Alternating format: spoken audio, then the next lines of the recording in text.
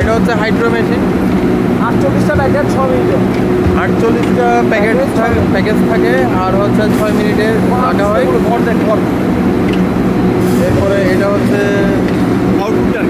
Output, না এটা হচ্ছে ইনপুটটা। এটা হচ্ছে ইনপুট, এখানে অনেক পানি আছে, ওয়াটার আছে।